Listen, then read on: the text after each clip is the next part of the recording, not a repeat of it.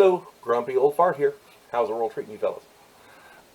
I hope everybody's doing well. I'm doing another family game night video, and I enjoy telling these advanced Dungeons and Dragons stories because I've been playing for a long time and I've got a lot of good stories from games over the years. This one isn't so much a story. This is more of a, I don't know, I guess something to watch out for if you're gaming. For those of you who don't know, in any game system, just like in the real world, a person can only carry so much stuff. Soldiers going into the field, they have web gear, rucksacks, they got pouches all over, bandoliers. Soldiers today on a battlefield can carry an astounding amount of gear and kit into battle. And, they need it all. They need food, they need water, they need ammunition, other basic necessities of survival. And the gear that they've got designed now for soldiers, you can carry an amazing amount of stuff. In Recon, the role-playing game Recon I talk about, the one you play it in Vietnam and then you can be a mercenary after, it's very similar to that. You can carry an astounding amount of gear, but you can only carry so much. And the reason the game limits how much you can carry is because there's only so much gear in reality a person can carry. Most role-playing games are the same way. Excuse me. In Dungeons and Dragons, that value of how much you can carry is expressed as coin weight, and it's expressed as a encumbrance value, and it's expressed in coin weight. Coin weight means every 10 coins weighs 1 pound, essentially. I mean, give or take, because if you're carrying 10 pounds of feathers versus 10 pounds of lead, the feathers, you're going to have big bundles of feathers in a little thing of lead like this. So, but they weigh the same. So rather than count weight, they count encumbrance, because not everything is in compact little, So anyway, generally speaking, in Dungeons and Dragons, one coin weighs 1/10 of a pound. So, for the most part, Dungeon Masters don't really delve into encumbrance that much. There are some DMs who are sticklers about it, and I enjoy those because I'm good with record keeping, things like that. I'm a stickler for precision. So in that respect, I try to keep my character under his encumbrance limit. A lot of players don't. A lot of players don't care, and a lot of DMs don't really care either. I've played in a lot of games where the Dungeon Masters didn't care what their players were carrying on them. They were more interested in getting along with the story, and that's fine. I'm not going to disparage anyone for how they run their game. But, and I don't really do it either unless it's a gross violation of common sense. I've got some examples of gross violations of common sense. All right. There was a player character carrying 160,000 gold pieces. No magical aid or whatever. Just in bags and pouches all over him. He was carrying 160,000 gold pieces. Well, if you do the math, that's 8 tons of gold. Yeah. That's a bad dude.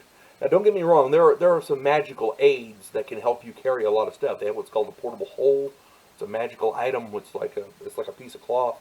You unfold it, lay it on the ground, and it becomes a hole in there. You put all your stuff in there, fold it up, put it in your pocket. And then later on, when you want to get it, you take it out, unfold it, and throw it on the ground. You got the hole again. All your stuff's in there. See, that's cool. That's useful. It's called a portable hole. Other people have what are called bags of holding. It's a bag, normal bag. It looks like a normal bag, but it holds the inside's bigger and it holds an astounding amount of stuff. As long as you don't put nothing sharp in there, you're good to go. One of the big things in Dungeons and Dragons is you cannot put a portable hole inside a bag of holding, or a bag of holding inside a portable hole. Creates a big rift, blah, blah, blah, blah. I'm not going to get into that, but my point is there are items that allow you that will help a character to carry an astounding amount of stuff. But this particular individual didn't have any of that. He just was carrying 160,000 gold pieces on his person. 8 tons of gold. See, stuff like that you can't, as a dungeon master, any kind of a game master, you can't, you can't allow a character to do that. You may as well have a soldier going onto a battlefield carrying a Sherman tank on his back. It's just not happening, you know. Another player character. Now, let me explain this.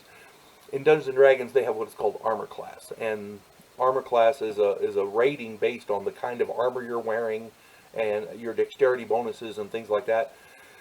And the idea is everything you're wearing and all your dexterity bonuses lower your armor class, and the lower the better. Generally, if you're wearing plate mail armor when you have a shield, your armor class is around 2 or 3, you know, something along those lines. And a first level character is going to be hard pressed to get his armor class down to 0 or lower, and you can't go below 0. You know, I'm not saying you can't.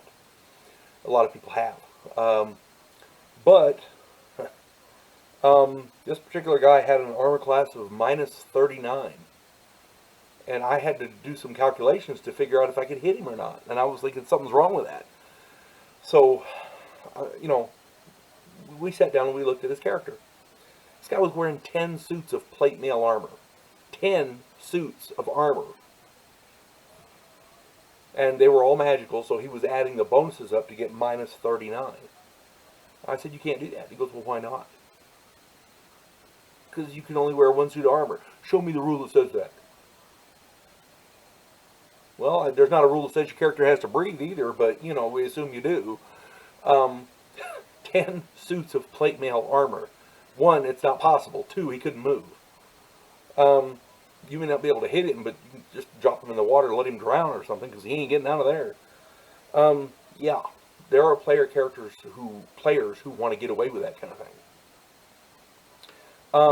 Another character, this is not so much encumbrance, but basic laws of physics. Had another character, the dungeon master allowed him to run a pixie. And, you know, whatever he wants to do is fine with me, I don't care. But he was using a lucerne hammer. And he was throwing this lucerne hammer, and it was returning when thrown. For those of you not up on medieval parlance, a lucerne hammer is a polearm. It's 8, depending on who you talk to, between 8 and 12 foot high. It's got a big heavy head on the end. The idea is with that extra weight, that extra length of the handle, you can get some good leverage and really smack somebody. The same basic concept as a glaive or a halberd.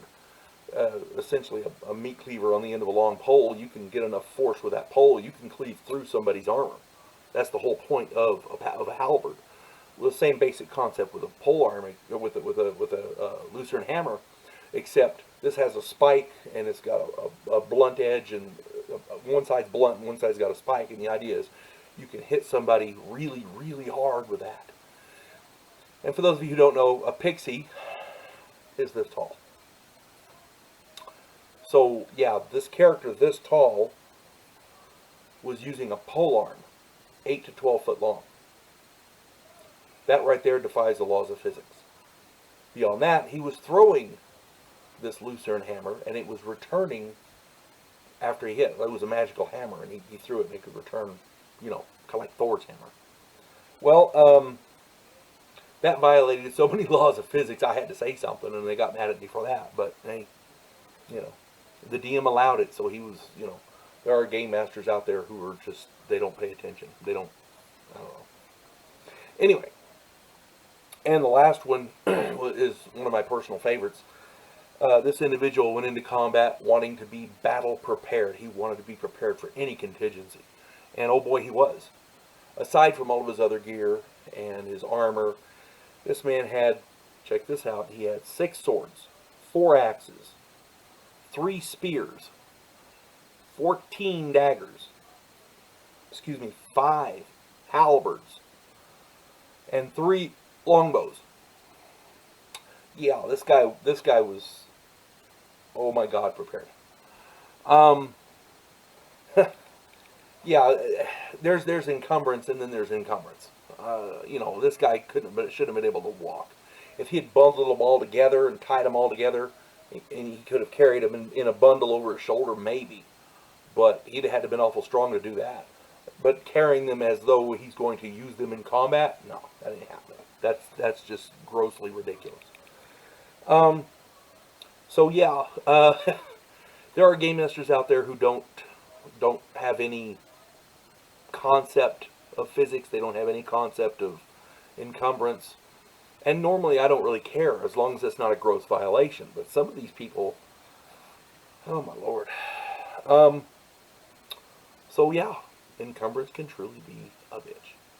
You folks have a good night. God bless one and all.